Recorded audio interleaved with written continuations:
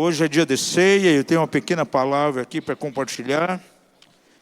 Quero pedir que você abra a sua Bíblia lá em Lucas capítulo 5. E vamos ver versos 36 até o 39.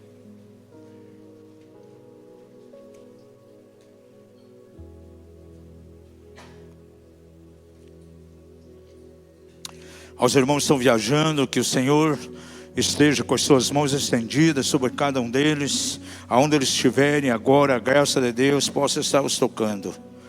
A palavra do Senhor diz assim: propôs-lhes também uma parábola. Ninguém tira um pedaço de um vestido novo para o coser em vestido velho. Do contrário, não somente rasgará o novo, mas também o pedaço do novo não condirá com o velho. E ninguém deita vinho em odres velhos, vinho novo em odres velhos. Do contrário, o vinho novo romperá os odres e se derramará, e os odres se perderão. Mas vinho novo deve ser deitado em odres novos. E ninguém tendo bebido o velho quer o novo, porque diz: o velho é bom. Fecha os olhos, coloque a tua mão em teu coração e vamos orar. Pai da glória, nós queremos adorar o teu nome nessa noite. Que a tua palavra venha sobre nós de uma maneira clara, de uma maneira cristalina, que sejamos ministrados pelo teu Espírito Santo nessa noite, Pai. Colocamos aquelas vidas que estão ausentes, alguns estão viajando, que a graça de Deus seja sobre eles. Guarda-os aonde estiverem, que o temor do Senhor seja realmente a segurança de cada uma dessas vidas. Levanta muralhas de proteção de redor de cada um e os guarda profundamente nas tuas mãos, Pai. E que nessa noite aqui a tua palavra possa trazer, de certo modo, impacto no nosso coração. E que possamos ser alcançados. E que mais uma vez o teu nome seja glorificado. Nós oramos a ti no maravilhoso nome de Jesus. Amém e amém. É muito interessante nós notarmos o contexto pelo qual o Senhor Jesus trouxe essa palavra de maneira constante. Jesus confrontava os sistemas religiosos daqueles dias. O espírito de tradicionalismo era muito forte, principalmente em meio aos fariseus e em muitos capítulos. Por exemplo, o capítulo 23 inteiro de Mateus é um confronto de Jesus à questão da religiosidade. E nós podemos ver aqui de maneira tão clara, nesses versículos aqui de 36 e 39, um confronto de Jesus com relação à religião, à tradição naqueles dias. Jesus, ele veio com uma mensagem totalmente inovadora, uma mensagem renovadora, porém havia um sistema religioso vigente, e que naqueles dias estava se tornando já um sistema completamente arcaico. Um sistema que estava realmente envelhecendo, e Jesus estava trazendo uma nova ordem, porque estava trazendo verdadeiramente uma mensagem do reino de Deus. E verdadeiramente aquela mensagem, ela chocava com o sistema vigente. Amados, nós estamos vivendo dias também de maneira tão clara. Aqueles irmãos que estão acompanhando lá o estudo do despertar da Igreja Apostólica, nós temos compartilhado muito ali acerca da reforma apostólica que está havendo na igreja nesses dias. E da mesma maneira que a mensagem do reino de Deus de Jesus provocou uma verdadeira celeuma, nesses dias nós estamos vendo no meio do corpo de Cristo novamente uma celeuma. Porque sempre haverá uma resistência quando o Senhor começa a trazer algo novo. Os fariseus resistiam à mensagem de Jesus. E verdadeiramente era um vinho novo. E nesses dias, o vinho novo do Espírito está vindo de maneira muito forte. Há níveis de revelação, há níveis do reino que estão sendo revelados. Isso traz um sacudir, então, na religiosidade, em meio a um cristianismo que muitas vezes está cristalizado em dogmas e doutrinas por anos. É interessante que Jesus fala do odre aqui, não sei se você conhece o que é um odre. Era muito usado no Oriente Médio, em Israel, era usado para armazenar principalmente o suco de uva, o vinho. E era uma bolsa feita de pele de animais, pele de carneiro, de cabrito, pele de boi, de camelo. E o vinho novo era colocado ali dentro para ser armazenado. E claro que o vinho novo, no seu processo de fermentação, ele despendia alguns gases. E se aquele odre não estivesse renovado, com certeza aquele odre apresentaria fissuras e o vinho seria totalmente entornado e iria embora. Agora, para conservar o odre de maneira flexível, ele era colocado em banho d'água e deixava ali então dias e dias. Porque se não acontecer isso, ele seria ressecado totalmente, haveria fendas e todo o vinho que fosse colocado ali estaria indo embora. E de maneira muito sábia, Jesus faz essa comparação aqui.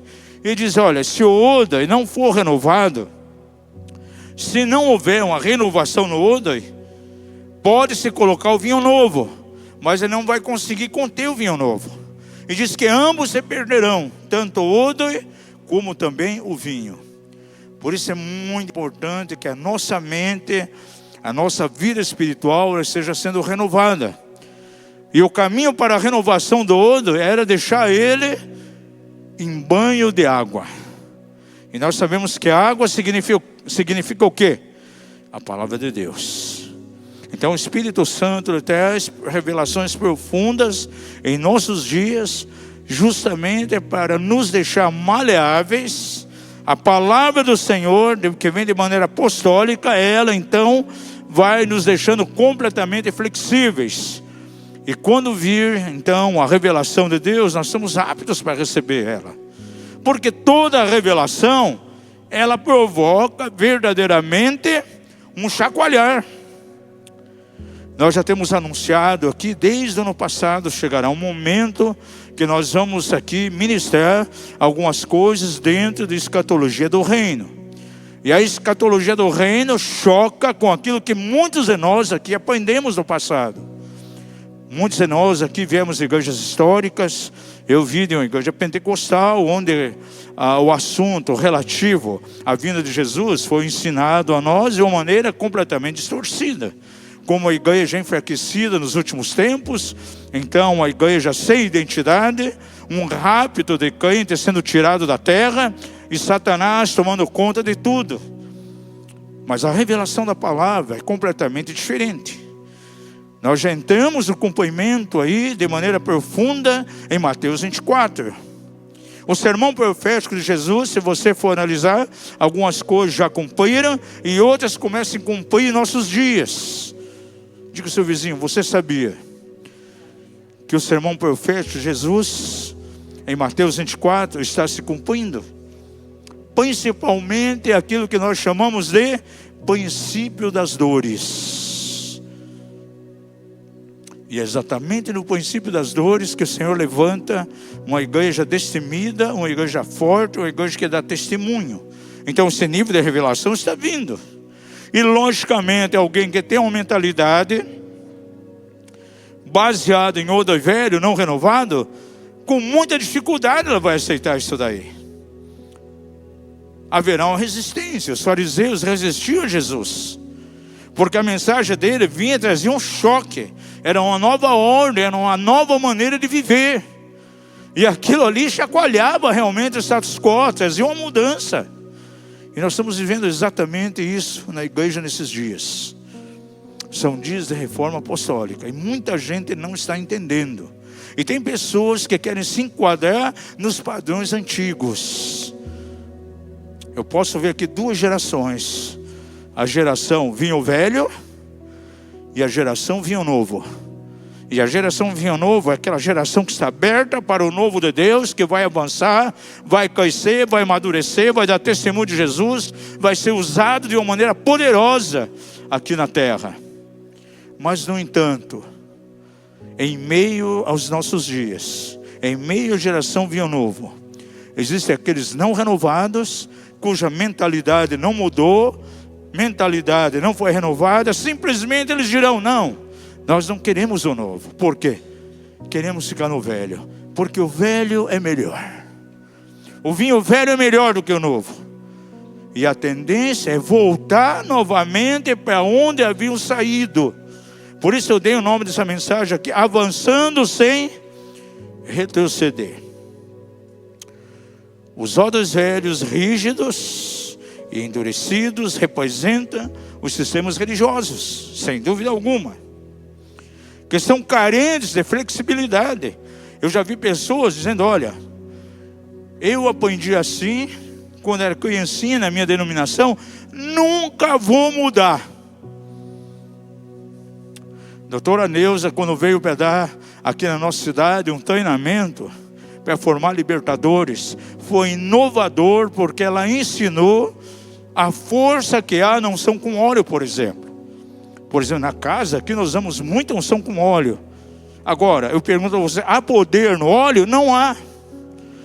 Mas é uma obediência a um princípio da palavra, porque você vê no ministério de Jesus, dos discípulos, constantemente ele usando unção com óleo, por exemplo, para confrontar demônios. E quando nós entramos para mover de libertação, nós começamos a ver algo acontecendo. Em muitos seminários, pessoas não conseguiam repetir as orações, passavam mal, tinham sintomas negativos. E à medida que nós ungimos com óleo, elas passavam bem e conseguiam então fazer as orações. Passavam bem e até o final daquela oração. Isso nos ensinou algo muito importante. E começamos a aplicar o princípio da unção com óleo. E eu lembro muito bem que um cristão ali, até pastor da cidade, muito conservador, guardando a mentalidade de Odoivedes, não, reuniu lá um pessoal: não, isso não existe. Unção com óleo na Bíblia só para duas coisas: só para ungir doentes, para que sejam curados, e liberar ministros para o evangelho. Consagração não se pode ungir para libertação. Um comportamento desse, gente, é uma pessoa que está presa a uma cultura, a um tradicionalismo. É muito difícil essa pessoa experimentar uma mudança, uma renovação. É o tipo de pessoa que diz: não, eu vou ficar no vinho velho. Algo novo, mas para mim, o meu tradicionalismo, a minha religiosidade, a maneira que eu vejo é melhor.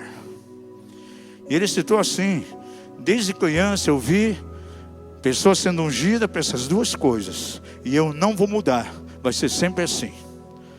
Sabe o que é isso? Eu posso chamar de geração odre velho, que está totalmente presa. E você vê que Jesus, ele fala de maneira bem clara: assim como o odre precisava ser renovado, a nossa mente, a nossa maneira de ver as coisas tem que ser renovada, gente. E o que nos renova? A palavra de Deus, a revelação da palavra. Isso vai trazendo a nós uma renovação muito extraordinária. Veja, duas passagens, até peguei lá no Instituto da o INE lá, o Instituto Doutora Neuza Itioca, há dias atrás, sobre duas experiências lá no tempo de Josué e Caleb. Duas experiências que parecem contraditórias uma da outra. Você vai abrir comigo a sua Bíblia aí, em Josué 11, verso 23.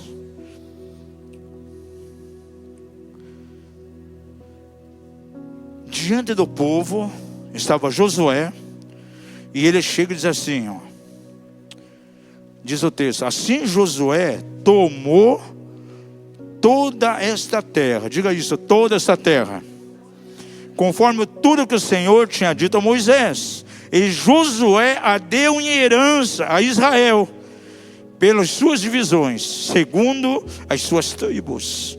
E a terra repousou da guerra. Para o povo de Israel estava sendo dado toda aquela terra, todo aquele território por herança. E diz assim que era algo de direito. E diz o texto que então repousou da guerra. O propósito de Deus é que tomasse posse de toda aquela terra, todo aquele território. Essa era a promessa que Deus deu a Moisés. Moisés falou com Josué, e chega a hora de pisar naquela terra, tomar posse e se tornar propriedade deles de fato, não somente de direito. E é interessante que você vê algumas guerras acontecendo no capítulo 12 daí. nesse livro, muitas guerras. E quando você chega no capítulo 3, no verso 1, você lê de uma maneira surpreendente. Algo totalmente ao contrário do que está no verso 23 do capítulo 11. Diz aqui assim, ó. Era Josué já velho, já havia passado muito tempo. Porque o capítulo 12 registra ali um tempo longo de muitas guerras nas quais o povo de Israel se envolveu. E agora diz aqui, era Josué já velho e avançado em anos. Quando lhe disse o Senhor, já estás velho e avançado em anos, e ainda fica muitíssima terra para se possuir. Gente, são duas experiências contrárias aqui. Primeiramente, diz que toda aquela terra foi dada a eles por herança.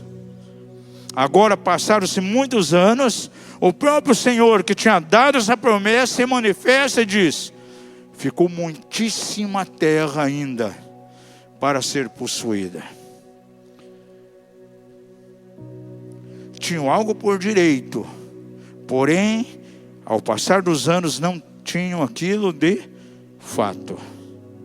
Agora, por quê? Você começa a estudar o livro de Josué e você vê a geração de Josué, a geração de Caleb, por exemplo. A geração de Caleb foi uma geração que não quis retroceder, que ela foi além, ela queria realmente possuir. Até esse nome Caleb no hebraico, ele tem um significado muito importante e interessante. A palavra Caleb, esse nome no hebraico quer dizer cachorro que late, reivindicando o que é seu. É um cachorro que não se conforma. Quem já teve cachorro bravo em casa? Eu tive cachorro bravo em casa, 2. Preso numa corrente. Ia lá no arame, para lá e para cá. De vez em quando, os dois ficavam nervosos. Botavam a pata para frente, esticando o máximo que podia, arranhando o chão, queriam ir além. Porque a corrente para eles era aquele limite. Eles não se conformavam com aquela limitação, queriam ir além. É o significado do nome Caleb. Caleb, diz a Bíblia que tinha um outro espírito, diferente daqueles espias, porque ele tinha um espírito de conquistador. Posso dizer que ele era um que fazia parte da geração vinho novo, queria ir além. Não estava contente simplesmente com aquilo que havia recebido. E para ele não havia limitação. Agora, sabe o que limita as pessoas impedido de ir além? De mergulhar de maneira profunda em níveis de revelação do reino de Deus? São as prisões mentais, a cultura, o tradicionalismo de onde ele veio. E quantas vezes essas pessoas querem voltar atrás. Por isso não avançam, não retrocedem. Amados, nós estamos hoje em meio a uma reforma. Teve a primeira reforma lá em 1530, que veio para renovar exatamente a questão da fé. Quando imperava simplesmente o catolicismo romano, cheio de indulgências, e Martinho Lutero foi iluminado de maneira tão tremenda pelo Espírito Santo, entendendo que a justificação é pela fé. Nós estivemos lá exatamente na igreja onde ele fixou as suas 91 teses. Nós fomos lá na festa da reforma, quando fez 502 anos, estávamos na Alemanha. Foi algo revolucionário naqueles dias. E trouxe realmente um choque em meio ao cristianismo tradicional, católico daqueles dias.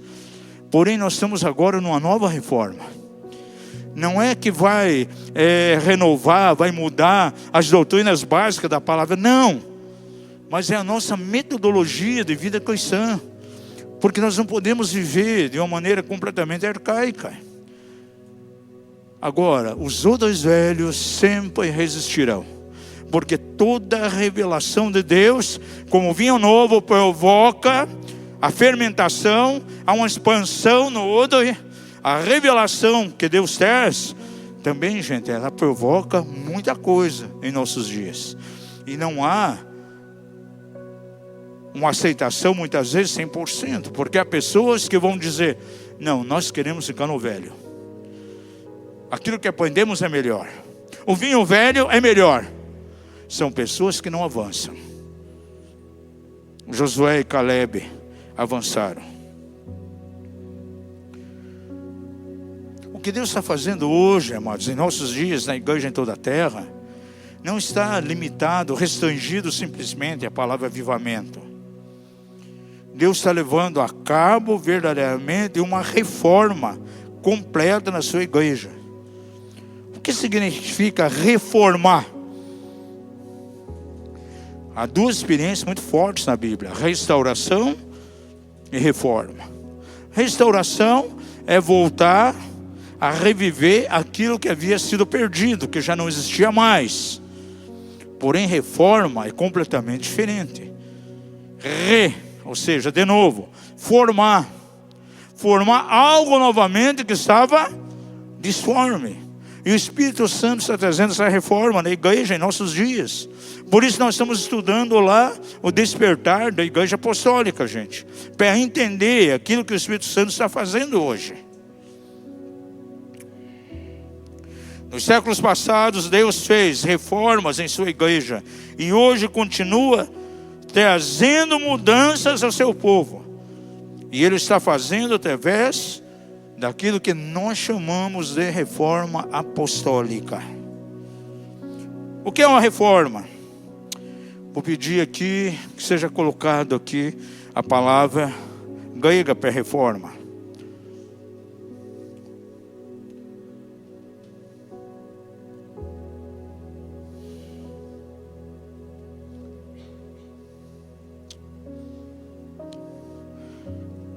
A palavra reforma vem do vocábulo grego diortoma, que quer dizer conexão, retificação. Ou seja, retificação vem de formar algo que não está formado adequadamente, fazer reto, emendar, recuperar, endireitar aquilo que está torto. Na verdade, eu vejo como um redesenhar total da maneira de operar da igreja do Senhor. E é completamente diferente de restaurar.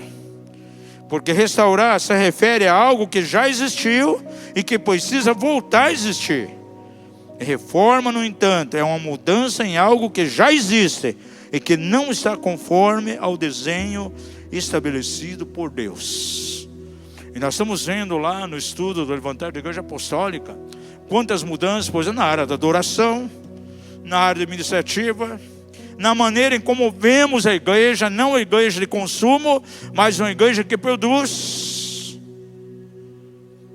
A mentalidade arcaica, ela vê a igreja simplesmente como uma agência consumidora. Mas dentro de uma visão de reino, visão apostólica, a igreja é uma fonte que produz força, é uma igreja produtiva. Essa é a realidade que a reforma apostólica está trazendo em nossos dias. Abra sua palavra lá em Atos, capítulo 3, 19, 21. Eu venho pregando sobre a questão de restauração da igreja desde o ano de 1981. Alguns nem eram nascidos. Eu acompanhei todo o movimento de restauração de igreja do Brasil. Quando surgiu as primeiras comunidades, a igreja de José Borba, no Rio Grande do Sul, a Ceará Latina, aí a antiga comunidade de Goiânia, que depois se tornou Sara Nossa Terra, comunidade da Graça em São Paulo, do Carlos e Quadros Bezerra, comunidade a igreja do Paulo Júnior, Sal da Terra, lá em Uberlândia. Foram homens com os quais nós caminhamos, entendendo profundamente a visão da restauração da igreja. Era a mensagem que mais se pregava naqueles dias. E o texto áureo das mensagens, de um modo geral, de todos os pregadores, era essa aqui, de Atos 3, 19, 21. Arrependei-vos, pois, e convertei-vos, para que sejam apagados os vossos pecados, de sorte que venha tempos de refrigério da presença do Senhor, e que Ele, o Cristo, que já vos foi dantes pregado, Jesus, ao qual convém que o céu receba, até o tempo da restauração de todas as coisas, das quais Deus falou pela boca de todos os seus santos profetas, desde o princípio. A década de 60 foi muito importante para a igreja em toda a terra, porque houve uma restauração em muitas coisas. Oração por enfermos, o mover de cura, o cântico profético na igreja, espontâneo, um movimento chamado Chuva Serô, de avivamento, renovou muitas coisas na igreja. O estabelecendo de governo na igreja de maneira plural, através de presbitério, visão de discipulado, coisas maravilhosas. Deus está restaurando a igreja. Agora, essa palavra grega aqui, que aparece nesse verso 21, restauração, vou pedir que seja colocado aí. Essa palavra vem de duas palavrinhas, apo, que significa voltar novamente, e da palavra kitsmane, que significa literalmente estabelecer. Então, com a restauração, o que o Senhor fez? Começou a estabelecer na igreja muita coisa que ela havia perdida. Quando se estuda lá a igreja de Atos, por exemplo, era uma igreja gloriosa. Pedro pregou a mensagem, 3.000 pessoas se converteram. Numa outra ocasião, ele prega um sermão, 5.000 se convertem. Havia uma abundância de curas, sinais, ressurreição de mortos, confronto com a obra das trevas. Você estuda Atos 19, o evangelho chega lá em Éfeso, gente, provoca uma revolução. Foi tão forte que os feiticeiros, os mágicos daquela época, foram em praça pública e queimaram seus livros, dando testemunho de Jesus. Aí, por quantos anos a igreja lia, olhava isso e dizia: puxa, mas aonde está esse poder, essa força evangelística? Gente, de 1960 em diante, começou a haver um tempo de restauração tão tremendo. E Deus levantou evangelistas, fazendo obras maiores do que essas. Pedro ganhava 3.000, 5.000. Herdebon, que pregava, ganhava 1 milhão numa reunião só. Terry Osborne ia pregar em alguns lugares. Gente, que havia de conversão, pessoas sendo libertas. William Marion Branham conseguia reunir alguns milhares de pessoas. E numa única reunião, havia 1 milhão de crentes convertidos. Sabe por quê? Porque era um tempo de restauração. E eu digo a vocês, se a restauração foi algo glorioso, quanto mais será a nova reforma apostólica que Deus está trazendo na igreja nesses dias. Diga ao seu vizinho, estamos vivendo um tempo de reforma apostólica. A reforma apostólica é quando Deus corrige, quando Ele retifica, quando Ele renova tudo aquilo que se havia saído do plano original de Deus, para esse tempo do fim que estamos vivendo. Os apóstolos são chamados para trazer mudanças revolucionárias. Toda vez que Deus quer trazer reformas e mudanças radicais em sua igreja, Ele levanta apóstolos que são enviados por Deus para executar essas mudanças na igreja. E nós reconhecemos, amados, isso nós estamos de acordo com muitos apóstolos, porque estamos conectados a muitas redes apostólicas. E é unânime a maneira que nós vemos a igreja de Cristo hoje. Há muitas coisas que estão fora de ordem, não estão no prumo de Deus. E a reforma apostólica vai colocar as coisas no seu devido lugar, colocar no prumo. Muitas coisas saíram do plano original de Deus. E o Senhor está levantando ao redor de todo mundo apóstolos com espírito reformador para executar essas mudanças nas mentes e nos corações.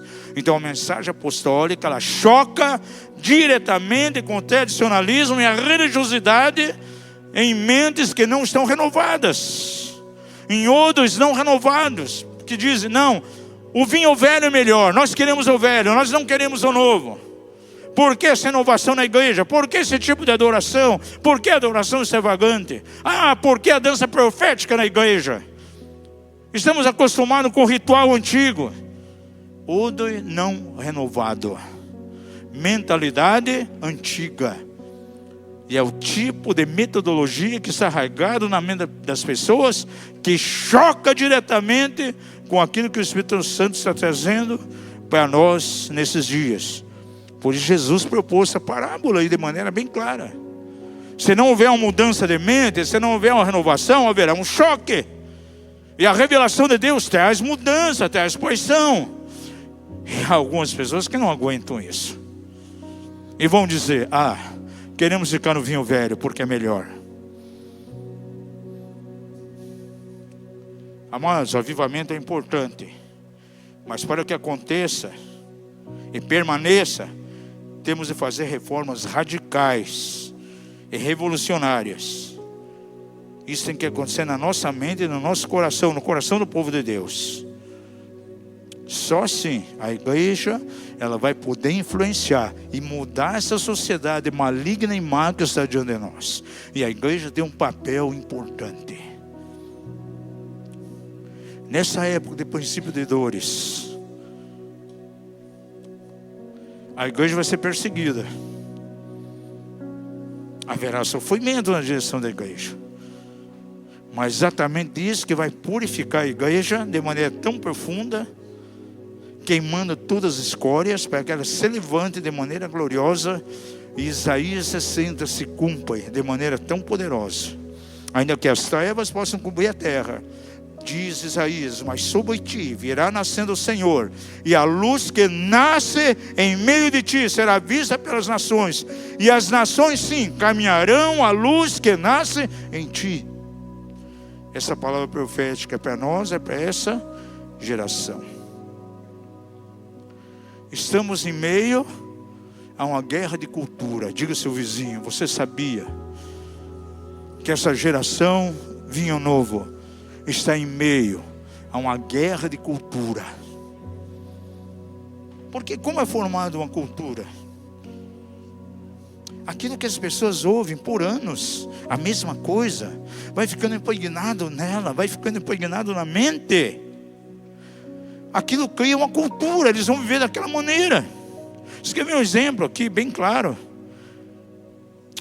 Abre a sua Bíblia lá, em 1 Samuel 17 a 16. Quando os filisteus atacaram Israel, Golias, diz aqui, veja aí no verso 16: chegaram, pois, os filisteus pela manhã e à tarde, e apresentou-se por 40 dias. Então veja, Golias, um filisteu, por 40 dias, de manhã e pela tarde, chegava para o povo de Israel, amedrontando, ameaçando. Imagine alguém, 40 dias sendo ameaçado de manhã e de tarde. Vai produzindo o quê? Uma mentalidade de medo, uma mentalidade de derrota, uma mentalidade de impossibilidade. E o povo de Israel se via exatamente daquela maneira. É assim que as culturas são formadas. Quem sabe você veio de um contexto de tanta necessidade familiar, de escassez. Toda a tua infância, a tua adolescência, a tua juventude, sempre ouvindo: aqui vivemos na miséria, nós não temos condições de nada. Nós só temos o básico. Aqui na família ninguém vai conseguir um dia ter uma casa própria, ninguém vai ter um território. Isso vai moldando a mente da pessoa, cria uma cultura de miséria, ela vai viver mergulhada nessa cultura.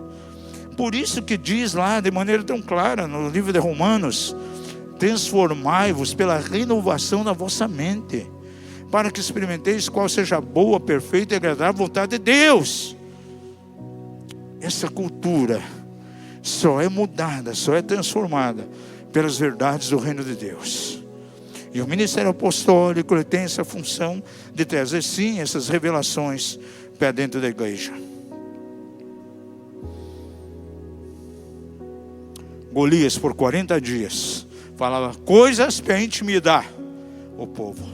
Criou uma cultura de medo. Por isso nós insistimos aqui com os irmãos quantas vezes. Cuidado com as redes digitais.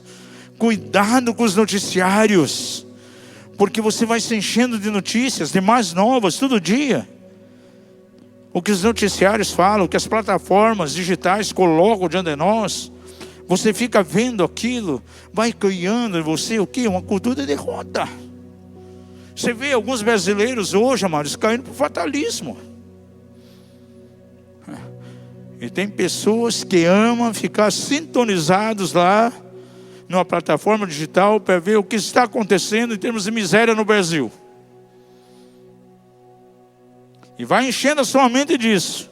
Ao invés de olhar para os princípios da palavra de Deus, aquilo que o reino de Deus traz, vai trazendo uma sensação de inabilidade, uma sensação de limitações. Vem trazendo uma frustração lá no interior. Cria esse tipo de cultura. Então isso é muito importante para nós. Nós temos que viver dimensões do reino. Uma geração vinha novo, ela vai conhecer as dimensões do reino.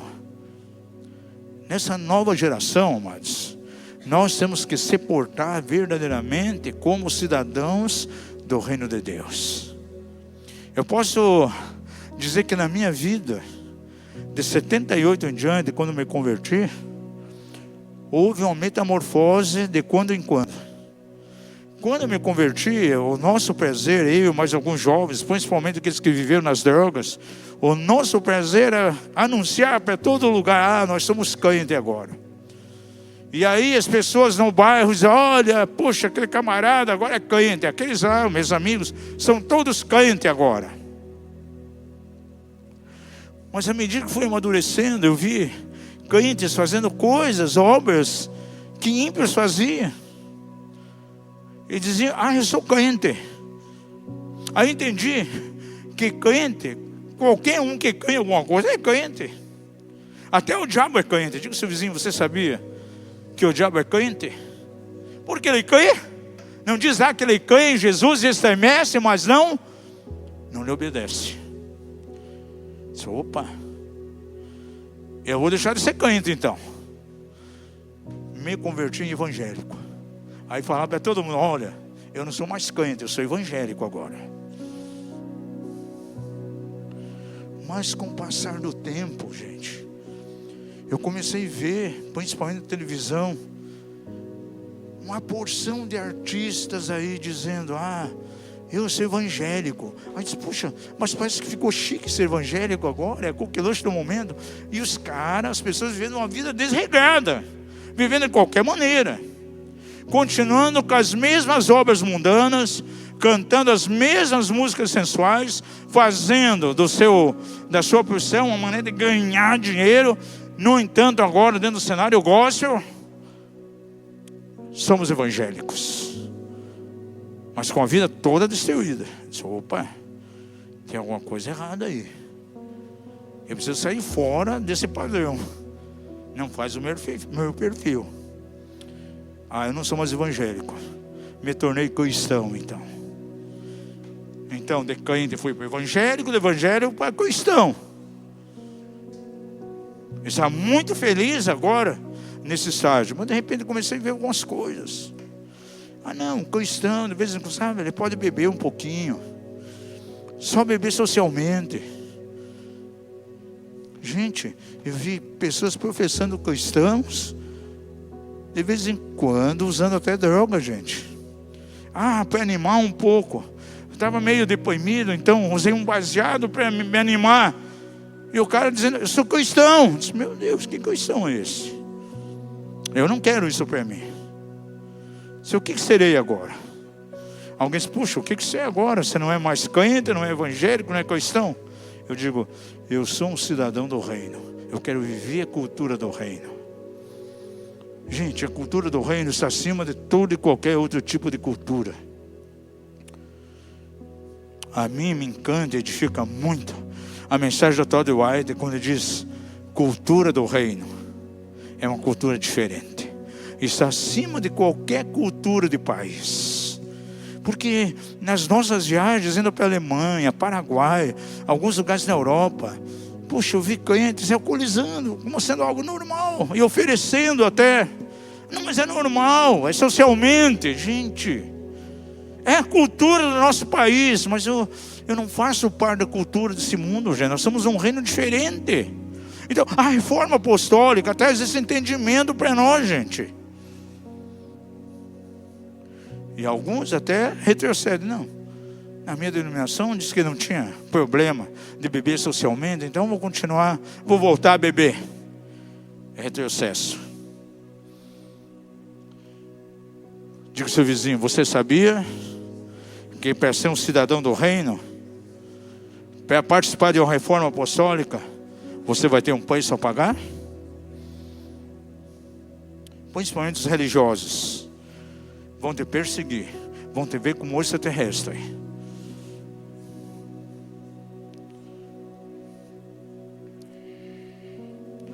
Nós não vamos poder jamais, de maneira alguma, poder avançar em níveis do reino com formas antigas e arcaicas de pensar.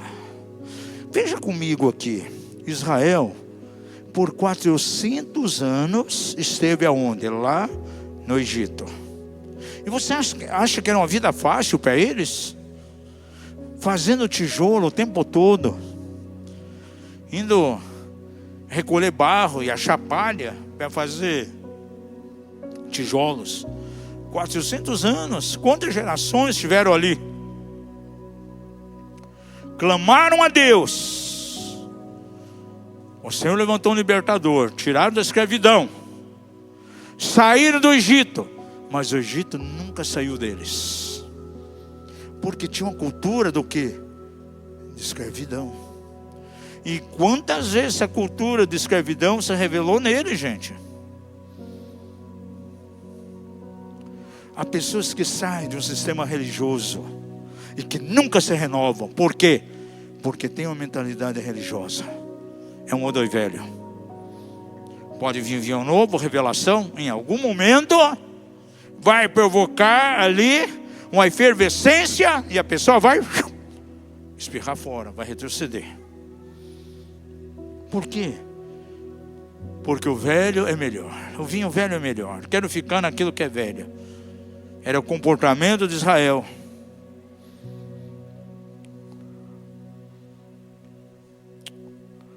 O Senhor abre o mar vermelho de maneira tão tremenda, tão sobrenatural, um milagre poderoso.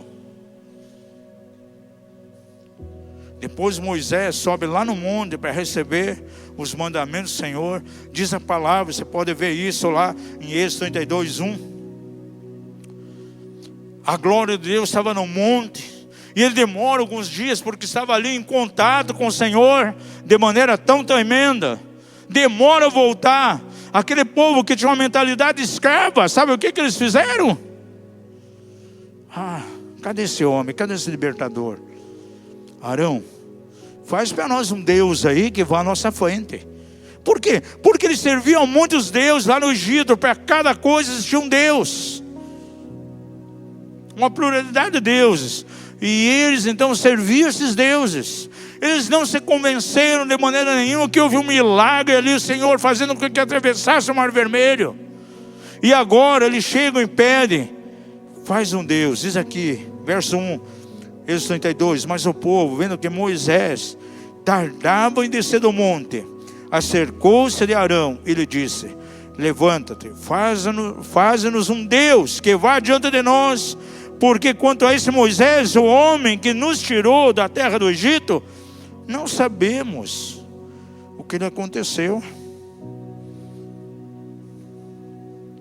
Mentalidade escrava. Em outros países estão dizendo: não, queremos voltar para os nossos deuses. Nós estamos acostumados a servir aqueles deuses. É possível esse milagre ter acontecido aqui, o mar vermelho ser aberto? Tem um Deus que fez isso. Ah, Moisés, você fala no eu sou, mas nós não vemos ele, não conseguimos apalpar. Chega um perão, Moisés, o nosso libertador, sumiu. Faz para nós um Deus, para a gente poder acreditar nele. Porque lá no Egito tinha os nossos deuses. E fizeram o bezerro de ouro. Mentalidade fixa naquilo que já foi. Mentalidade arcaica. É o tipo de pessoa que diz, não queremos o novo, porque o vinho velho é melhor. Não queremos ser uma geração vinho novo. Queremos ser uma geração antiga. Escravos no Egito, acomodados, não queriam pagar preço. E por quê? Porque estavam modelados aquela cultura. Uma religião pode muitas vezes moldar o comportamento de pessoas, gente. Foi sempre assim. Eu quero voltar a ser o que era. Como era lá. Lá naquele tempo. Não suporta a paixão da revelação de uma autêntica reforma apostólica. Quer ver outro exemplo? Números 11, 4 e 9.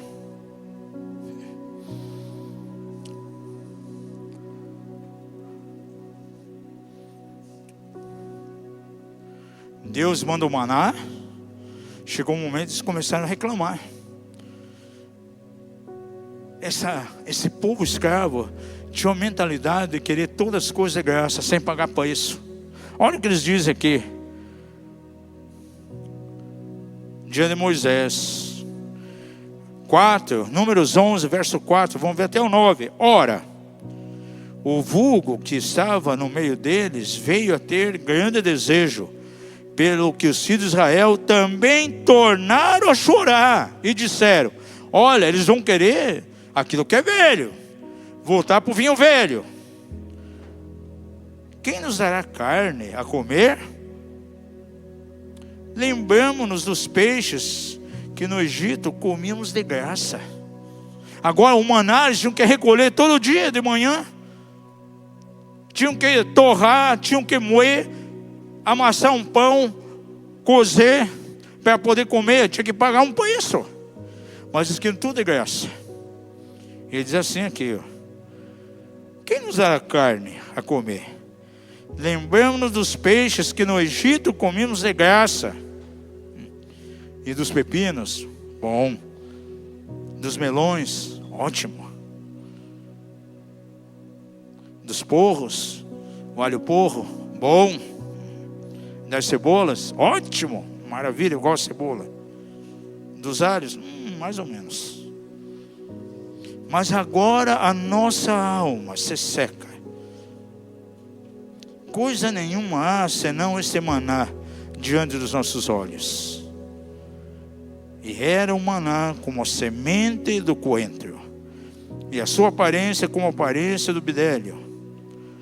E o bidélio é uma resina aromática muito usada lá no Oriente Médio. E o povo espalhava-se, o colhia, e triturando em moinhos, ou pisando num grau, em panelas o cozia, e dele fazia bolos, e o seu sabor era como o sabor de azeite fresco. E quando o orvalho descia de noite sobre o arraial, sobre ele descia também um maná. Mas eles não queriam pagar preço. Ainda que vinha tudo de graça lá naquela cultura antiga, aquela mentalidade egípcia, mas eram escravos. Gente que preferia ser escravo e não pagar preço. Tínhamos peixe de graça, melão, melancia, alho porro, cebola. E agora nós temos que colher o maná aqui, temos que triturar, temos que torrar, formar o pão, assar e comer. Geração do velho, que se acostuma com o que é velho, que não quer pagar preço. E aquela geração toda morreu. E Josué e Caleb tinham, aleluia, a Bíblia diz que tinham um espírito diferente. Porque os dois estavam conectados com aquele que lhe disse que eles pisariam numa terra dada por herança, porque os demais foram para o deserto e 40 anos andaram ali em círculos, e aquela geração não entrou. E no deserto eles tinham a mentalidade egípcia. E lá na frente, você vê que eles trazem um relatório desanimador. E nesse relatório demonstra que queriam voltar lá para o Egito. Abre lá em Números 14, vamos ver alguns versículos aqui. Peguei dias atrás aqui nesse texto.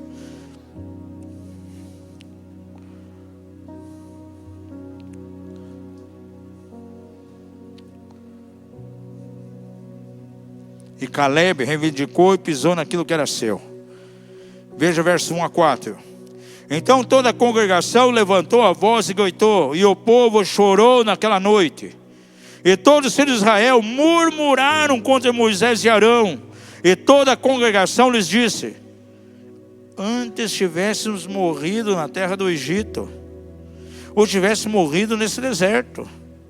Por que nos traz o Senhor a esta terra para cairmos a espada? Nossas mulheres, nossos pequeninos serão por presa. Não nos seria melhor voltarmos para o Egito? E diziam uns aos outros: constituamos um por chefe e voltemos para o Egito. Por quê? Onde estava a mente deles? No Egito. Pergunta ao seu vizinho: eles saíram do Egito? Sim ou não? Saíram. E o Egito saiu de dentro deles? Não. Há pessoas que saem da religiosidade, mas a religiosidade sai de dentro deles? Não. É os que se levantam terrivelmente contra a geração vinho novo. Versos 22 a 24.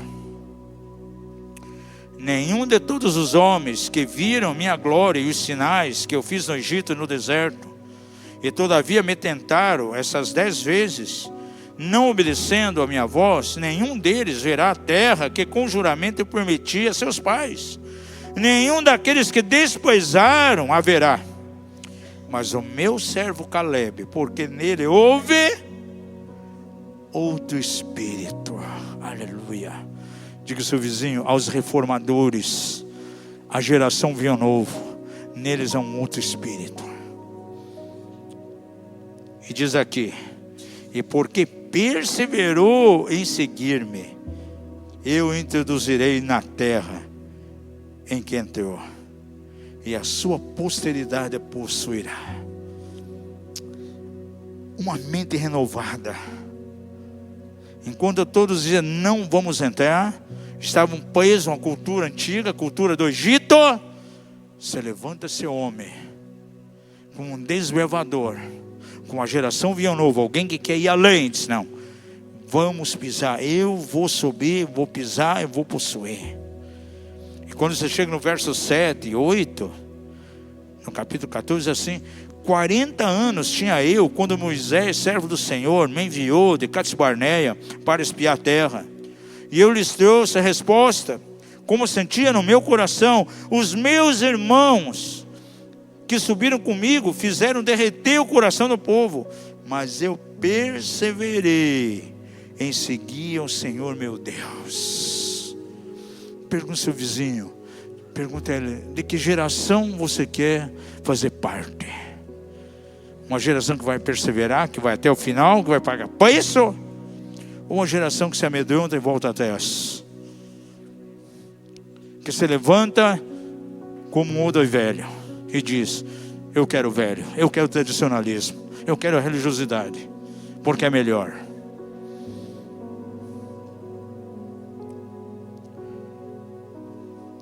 Há pessoas que resistem ao novo de Deus, e quem resiste, mas jamais será um conquistador. Mas há uma nova geração, pessoas que estão dispostas a abrir o seu entendimento para que Deus lhes revele, pessoas que têm um espírito de conquista, pessoas que querem submeter-se às coisas ligadas à cultura do reino de Deus. São essas pessoas que o Senhor levanta para estabelecer mudanças e para definir ambientes. Diga ao seu vizinho: Deus quer levantar você para trazer mudanças, para definir ambientes. Vou falar algo que talvez vai chocar você. Há muitos anos atrás, lá foi na final da década de 70, me veio bem claro uma revelação de como era Adão e Eva no jardim do Éden. Eles eram resplandecentes, porque manifestavam a glória de Deus. Por isso diz que quando o homem pecou, ficou destituído da glória de Deus. E diz que Jesus veio para restaurar o que havia sido perdido. E o que o homem perdeu? A glória de Deus. E tendo a glória de Deus, eu tenho certeza, Adão e Eva viviam numa quarta dimensão. Nós conhecemos só até a dimensão 3D. Só a terceira dimensão. Mas Adão e Eva viviam numa quarta dimensão. Tinham acesso ao trono de Deus, à presença de Deus vivo. E quando alguém nasce de novo, ele pode receber esse impacto novamente. E Paulo declara de maneira tão forte que foi levado até a presença de Deus. Ele não sabia se no corpo ou fora do corpo, mas uma coisa sabia: esteve diante do Deus vivo. Estava conversando com o Guilherme ontem, acerca, por exemplo, lá na ilha de Patmos, a experiência que João teve. Homens como Ezequiel, que contemplou o Senhor, o próprio Deus. Daniel viu o Senhor se manifestando diante dele como um rio de fogo, e miríades de anjos que o serviam. Gente, esses homens alcançaram a quarta dimensão. Eram homens que viviam em 4D. E eu creio que quando nascemos de novo, a experiência que temos em Deus, podemos alcançar isso. E de vez em quando lemos testemunhos, notícias de pessoas que testemunham que alcançaram isso. E nós ficamos impactados. Mas se você vive em novas dimensões do reino, você pode experimentar isso. Se você cai nisso, pode parecer, você é uma loucura.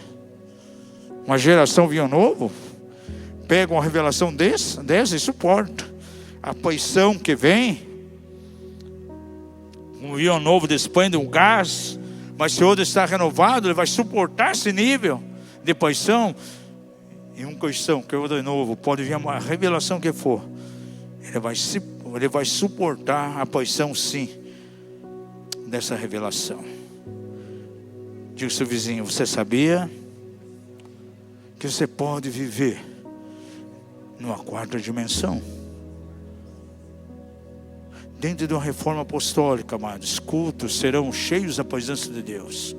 Não serão como uma missa de domingo, porque infelizmente somos rodas velhos. Cada culto parece uma missa de domingo, onde não acontece nada. A glória de Deus precisa voltar para dentro da casa do Senhor. E reino, guarde algo: reino não é multidão, é atitude.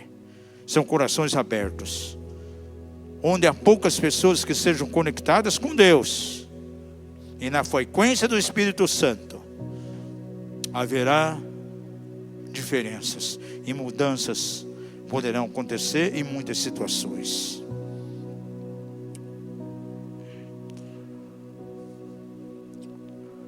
Há muitos apóstolos hoje em toda a terra, mas nem todos são abertos para a reforma apostólica, porque tem alguns que são apóstolos só de título. Há duas coisas que marcam profundamente o ministério de um autêntico apóstolo. Para mim, duas coisas são fundamentais. Qual é o nível de compreensão e revelação que ele tem da palavra de Deus?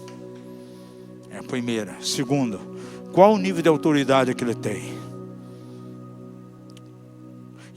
Um autêntico apóstolo com profundidade na palavra, quando ele está num púlpito falando, ele não está pregando, ele está estabelecendo cultura na mente das pessoas. Ele está mudando paradigmas, está quebrando formas arcaicas de pensar e criando uma nova cultura. Levante uma das suas mãos e diga glória a Deus. Olha, eu vejo as pessoas que nem piscam. Quero dar 3 exemplos aqui para nós terminarmos. Mais 3 exemplos para entender melhor. O profeta Samuel, lá em 1 Samuel 2, 18 e 19. Você sabe que Samuel era um menino que veio por um milagre. Sua mãe era completamente estéril. E o Senhor abriu a amada de Ana e ela teve Samuel. E diz aqui, de maneira tão maravilhosa, versos 18 e 19 de 1 Samuel.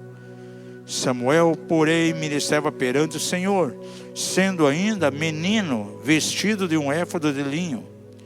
E a sua mãe lhe fazia de ano em ano, diga isso, de ano em ano, uma túnica pequena e lhe trazia, quando o visitava com seu marido, e ofereceu o sacrifício anual. Gente, era uma túnica por ano.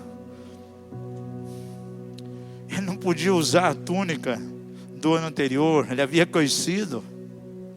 Gente, isso aqui nos ensina um princípio muito importante.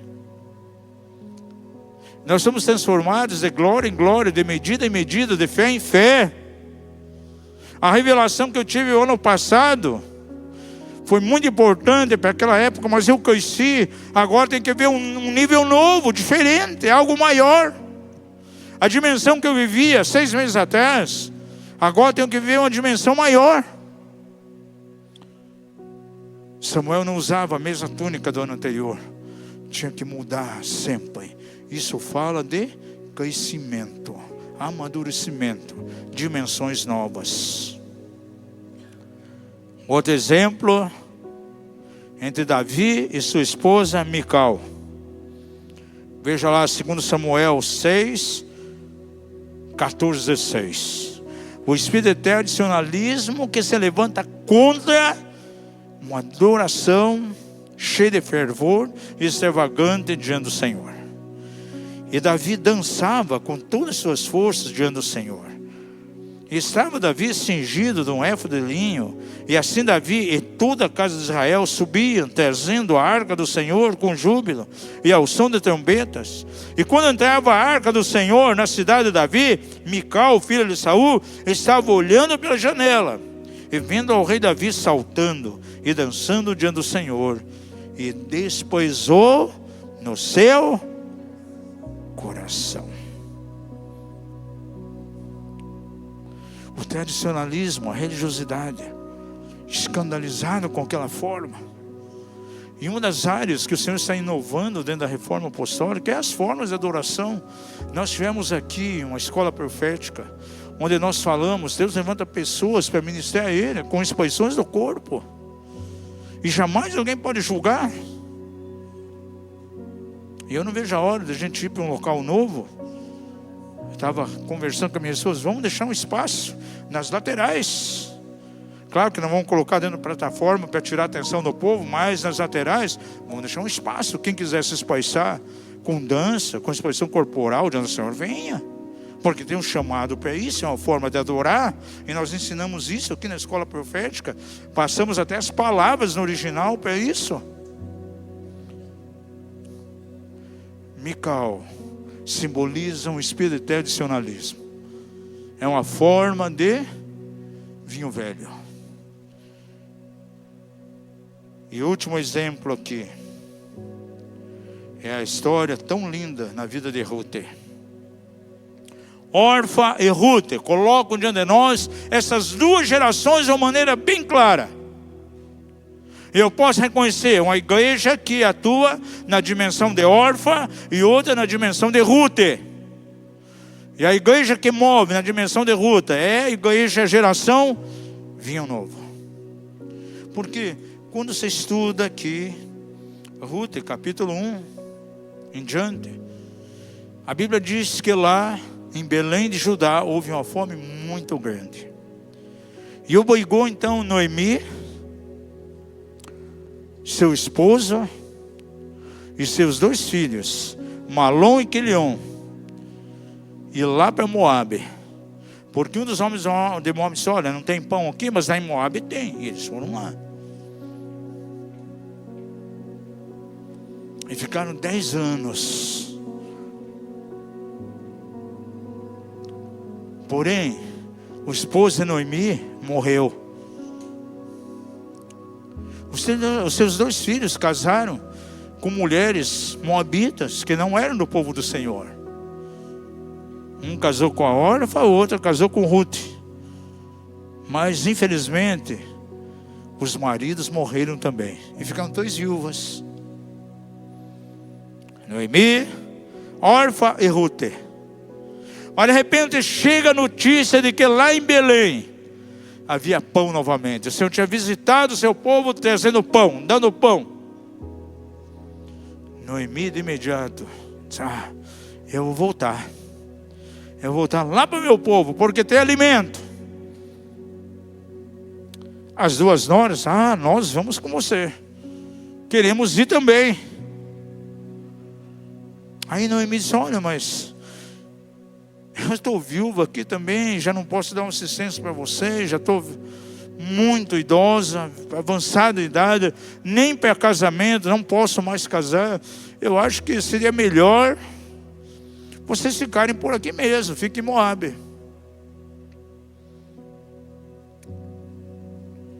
E a Bíblia diz então,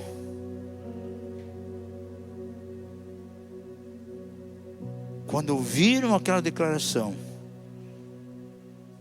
Orfa tomou uma decisão: eu vou ficar. Porém a Bíblia diz que Ruth se apegou a ela, fez uma ligação de alma tremenda com ela, e ela insiste: Ruth, volte lá para os seus antigos familiares, fique aqui em Moabe. Não me inste a ficar aqui, eu irei com você. E digo mais: o teu povo agora será o meu povo, o teu Deus será o meu Deus, a tua cultura será a minha cultura. E ela vai com Noemi para Belém, experimenta a maior mudança da vida dela. É o tipo de pessoa, órfã, é o tipo de pessoa que diz: não, para mim o vinho velho é melhor. Eu quero ficar no que é velho. Eu não quero novo, eu quero velho. Mas Ruth representa uma geração que vai além. Noemi, eu não me separei, não irei me separar de ti, a não ser que seja pela morte. Teu Deus será meu Deus, o teu povo será meu povo. Orfa volta lá para o seu povo e para os seus deuses. Representa uma geração que retrocede, uma geração que volta atrás. Diga ao seu vizinho: você não pode fazer parte de uma geração que retrocede. Diga-lhe: você faz parte de uma geração que avança. Que haja em você o espírito de Ruth. Ruth representa uma igreja que vai além. É o símbolo, é a figura tão poderosa e profunda de uma genuína reforma apostólica.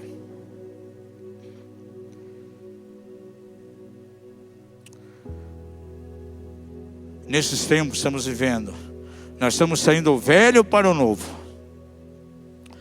Não só a nossa mentalidade vai mudando, mas a nossa linguagem, até a nossa maneira de ver as coisas. Os pastores, ministros que estão nessa nova ordem, você pode ver que até a mensagem deles é diferente.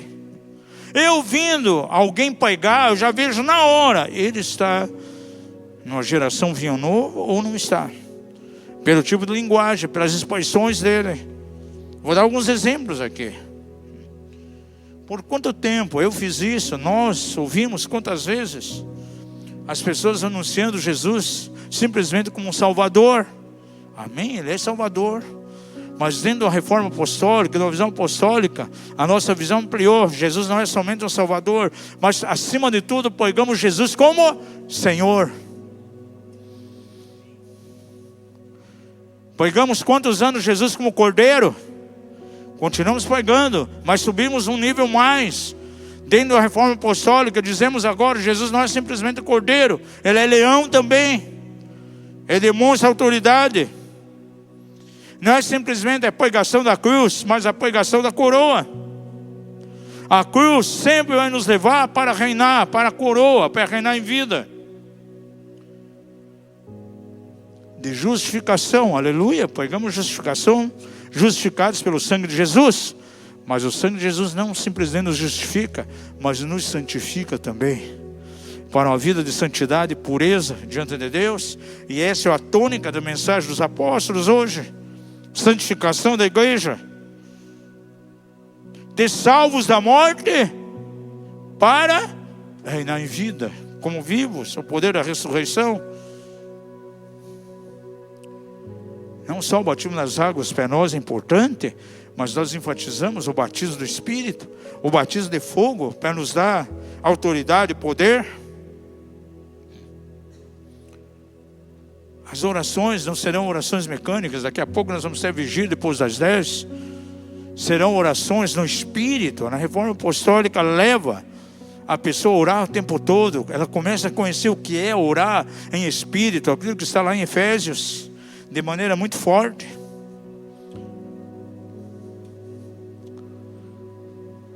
Não é oração em alguns minutos do dia, um pouquinho de manhã, na hora da refeição, 1 minuto na refeição. Tem alguns que nem na refeição oram, porque quando faz a compra do mês, faz uma oração de 1 minuto, já está todo consagrado para o mês todo. Quando for almoçar, não preciso agradecer o alimento, já consagrei tudo quando estou no mercado. Não. Na Reforma Apostólica, nós se tornamos um tabernáculo, o Espírito Santo vai orar através de nós. Há uma diferença ou não há? E quem não quer pagar preço, não vai se enquadrar nisso. Pregações, vivendo no deserto. Mas na Reforma Apostólica nós pregamos sobre atravessar o Jordão e pisar na terra.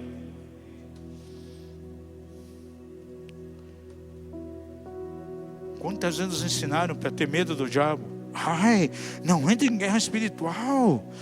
Libertação é perigoso. Cuidado com o diabo. Cuidado com a retaliação. Gente, dentro da Reforma Apostólica, nós somos levantados e ensinados a fazer o quê? Guerra espiritual. E a entender que aquele que está em nós é maior do que aquele que está no mundo. E que o diabo vai ser derrotado e pisado pelos pés da igreja. E aquilo que diz em Romanos, em breve Satanás esmagará. Ou melhor, em breve o Senhor esmagará a serpente de Satanás debaixo dos vossos pés. Há diferença de uma coisa para outra? Não há. Total. Saindo do aconselhamento, indo para libertação. Saindo do treinamento medótico, sistemático, para capacitação pela unção do Espírito Santo. Tem pessoas que ficam chocadas, mas na Reforma Apostólica, homens e mulheres são ordenados, sem passar por um seminário, sem fazer uma faculdade teológica. Nos dias da igreja primitiva, como os ministérios eram levantados? Pela imposição de mãos de um homem de Deus que transferia. Paulo transferindo a Timóteo: não negligencie o dom que é em ti, o qual foi te dado pela imposição das minhas mãos. Havia escola de profetas. Eliseu tinha sua escola. No Velho Testamento tem 5 escolas de profetas, onde os mais novos aprendiam com os mais velhos, porque é uma cadeia de transmissão. E Paulo diz: aquilo que você viu em mim, confia a homens fiéis, que por sua vez confiarão a outros, os quais confiarão a outra geração. E você vê 4 gerações de transmissão.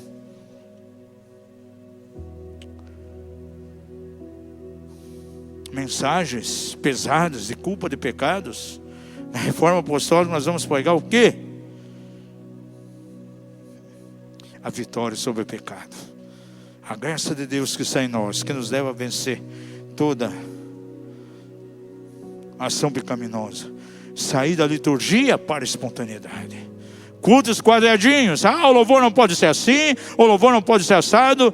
3 minutos de oração, 25 minutos de pregação. Colocar Deus num quadrado, numa caixinha, liturgia.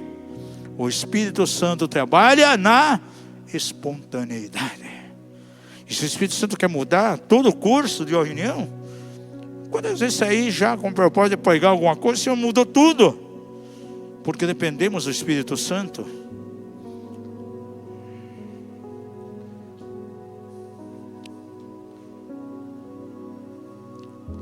De diretores para um corpo ministerial,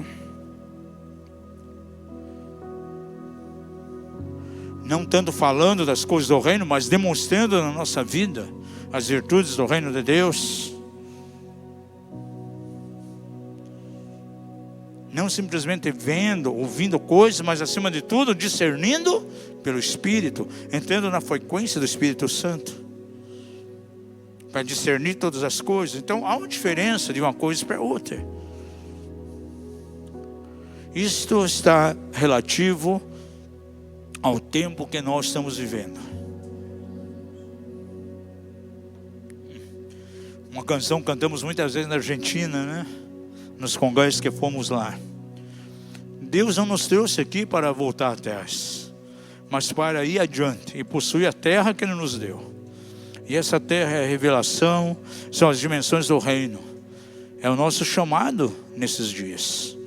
Hoje é um dia de ceia, por isso estou trazendo essa palavra aqui, porque vejo até que é uma palavra doutrinária, porque para muitos parece estranho o estudo que nós estamos tendo lá naquele livro Despertar da Igreja Apostólica. É interessante que essa mensagem, ela está provocando dois tipos de junções. Está juntando as pessoas que vêm dessa maneira, estão se alinhando, pois nós temos contato com inúmeros ministérios aqui no Brasil e no mundo todo. Estamos alinhados nessa cadeia de pensamento, movemos de maneira igual, como está juntando aqueles que são contrários, que não aceitam reforma, aqueles que dizem, não, o vinho velho é melhor, nós queremos o velho. É a parábola de Jesus. Tendo recebido o vinho novo, eles preferem ficar com o velho. Vamos ficar em pé em nome de Jesus.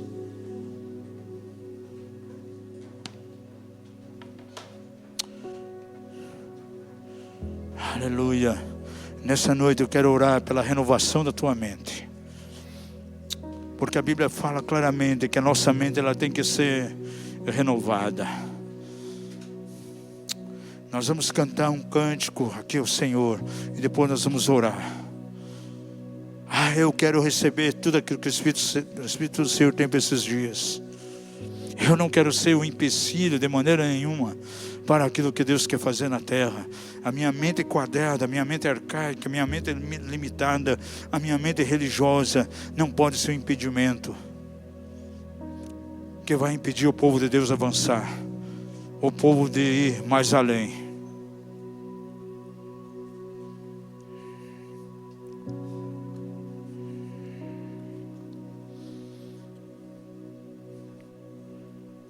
Aleluia. Digno o Cordeiro. Aleluia.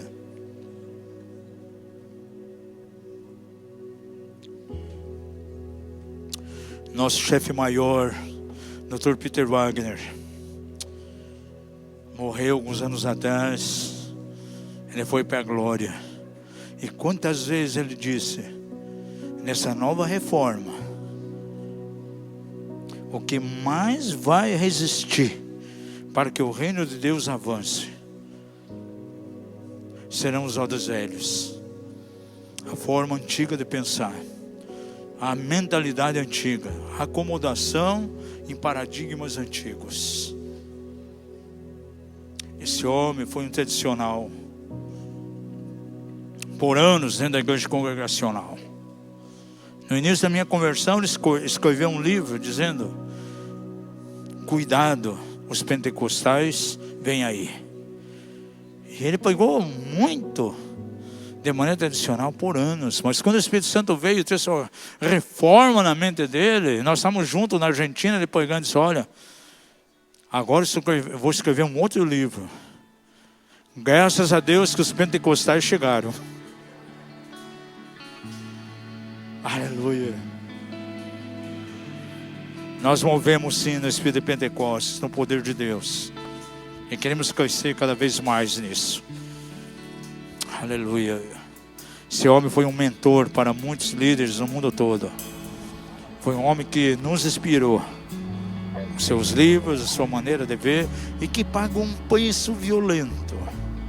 Quantas críticas, quantas coisas tão terríveis contra ele na internet, como sendo um herege, como sendo alguém totalmente revolucionário. Depois da morte ainda continuam falando. Nossa pastora, mentora e líder, doutora Neuza, gente, que preço ela pagou, gente. E até hoje, depois da morte, ainda falam dela. Ai, uma mulher herética, suas heresias. A geração Vinho Novo pagou um preço. Jesus pagou um preço. Os que mais se levantaram contra ele foi a religiosidade vigente da época. Por isso ele fala essa parábola aqui, que nós abrimos essa mensagem nessa noite. Vamos cantar o Senhor.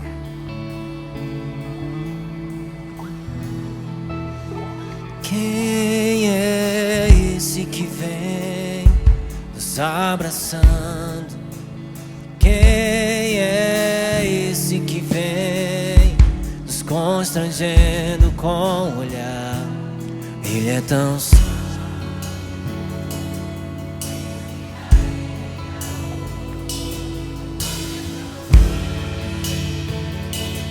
Cuida dos corações. Quem é esse que vem nos abraçando? Quem é esse que vem nos constrangendo com o olhar? Ele é tão sábio, ensina em amor.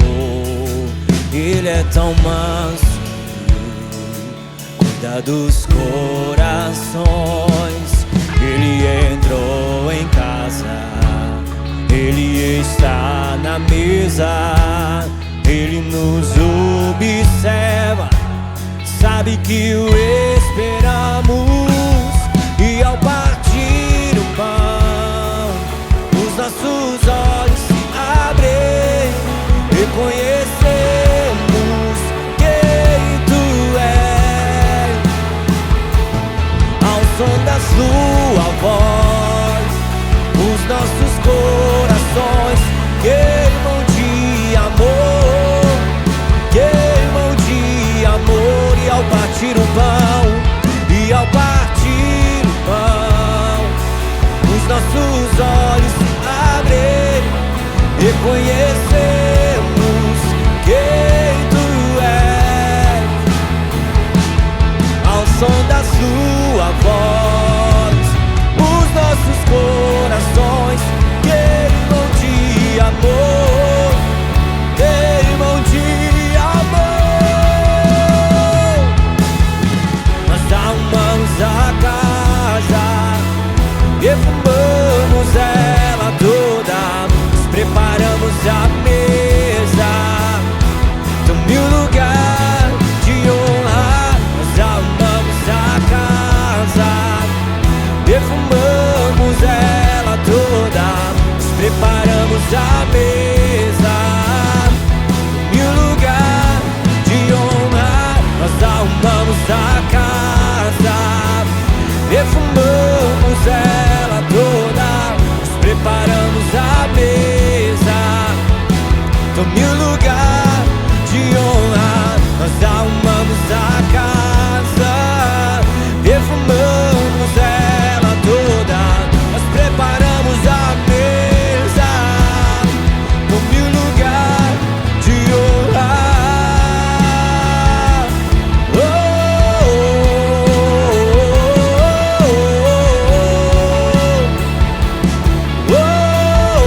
Tome um lugar de honra.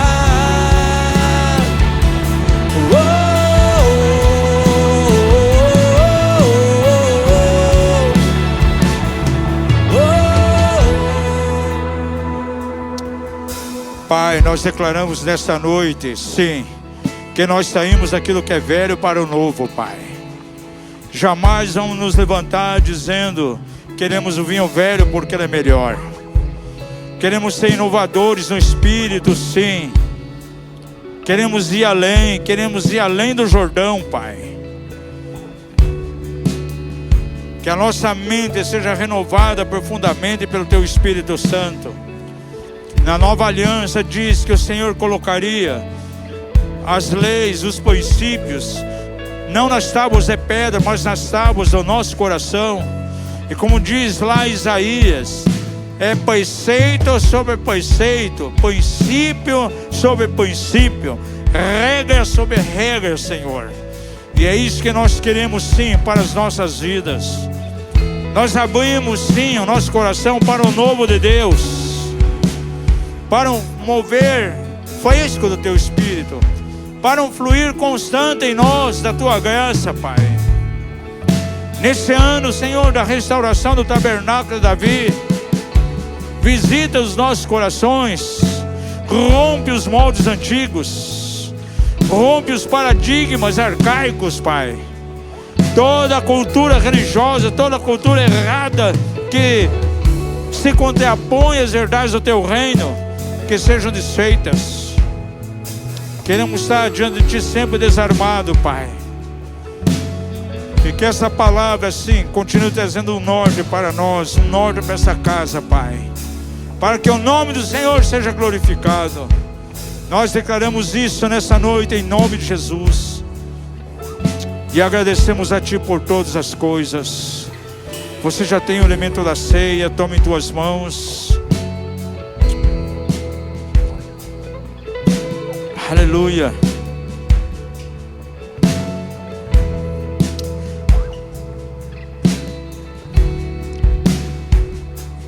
Na noite da traição, Jesus, Ele tomou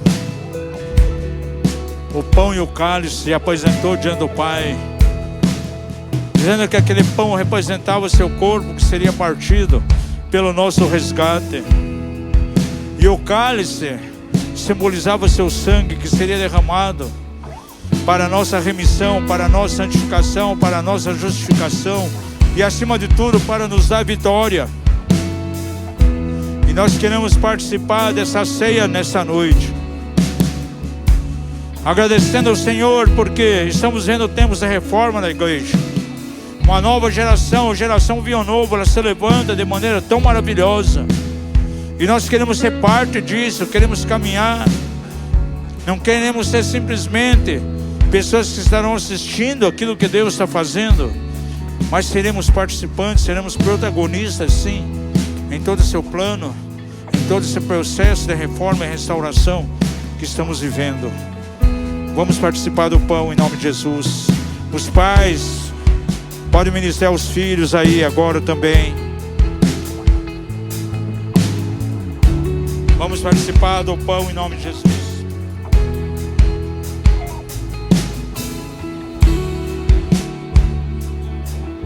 E participar do cálice também em nome do Senhor.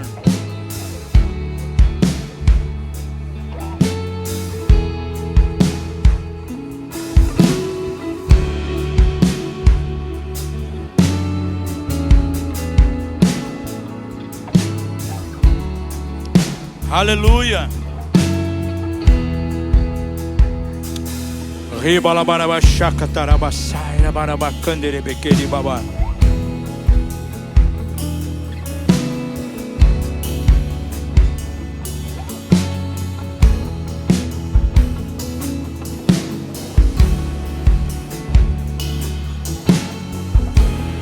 Santo é o nome de Jesus.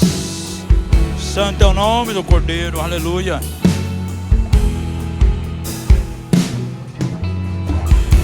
Aleluia. Aleluia.